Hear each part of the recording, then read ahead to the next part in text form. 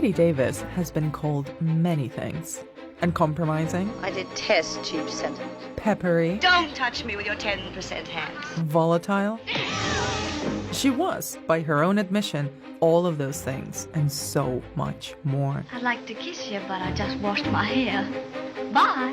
At a time where actors were defined by their looks and the type of roles they were allowed to play, Bette Davis was defined by her attitude. What exactly does that mean? With a career spanning 6 decades, Bette Davis became known for playing difficult women on screen and cultivated a legendary off-screen persona.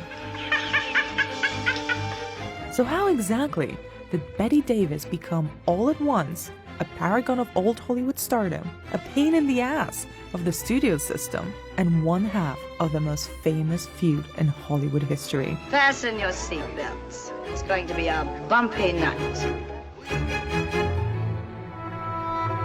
Thank you not to make fun of me. You're a bit too superior for me, my fine young friend. More than anything else, Bette Davis is known for being a great actress. Capital G, capital A. She loved the craft of acting and challenged the convention that female characters needed to be likable and that actresses needed to look glamorous to deliver a good performance. She sought out characters who could live out exaggerated, over-the-top lives on screen with no regard for anyone's opinion, especially not that of any man. The Hollywood machine tried to mold her into a cute blonde ingenue, but that was never going to stick. You disgust me. Me? I disgust you. Davis was defiant and fiery, but more than anything, radically brave in her performances, going further than anyone else. You cared. You dirty swine. I never cared for you, not once. I was always making a fool of you. You bored me stiff. I hated you. She considered that she played the first great villainess of cinema with the role of Mildred in Of Human Bondage, a role that would have scared off other actresses for being too wretched. You know what you are, you gimpy leg monster. You're a cripple, a cripple, a cripple. Studio head Jack Warner couldn't understand why any actress would want to play such an evil woman, but Bette did. She campaigned hard for the role of the heartless, manipulative Cockney waitress. Mildred meant everything to me, Bette said. I was to sink or swim with this part.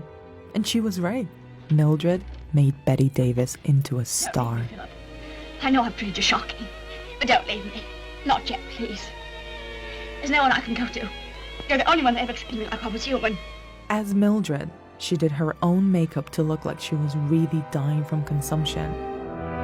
This willingness to undergo physical transformation would become a trademark of Bette's. Go on, talk to me. You like making fun of me, don't you? You think it's fun making fun of me, don't you? She didn't want to be a star or known for her looks or her sex appeal. She wanted to be known for her work. That's why I don't understand all these plays about love-starved Southern women. Love was one thing we were never starved for in the South. Her love and appreciation for acting is also present in one of her greatest roles, that of theater actress Margot Channing in All About Eve, a film that is a love letter to actresses, a study of ambition, and a meditation on what sacrifices creative greatness demands. Lloyd, honey, be a playwright with guts. Write me one about a nice, normal woman who just shoots her husband. You can do anything but get me a picture, can't you? Harry Stone, the great big star maker, the gentleman agent, my friend. Only a few years later, Bette would play another actress in The Star, a washed-up, drunken Hollywood has-been who was desperate to jumpstart her ailing career. Davis's character was allegedly based on another Hollywood great, the woman who Bette had been compared to her entire career, Joan Crawford.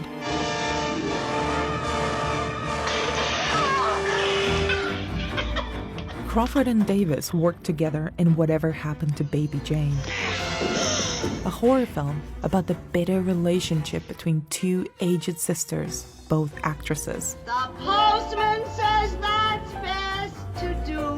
Baby Jane is an anxious, grotesque masterpiece about aging.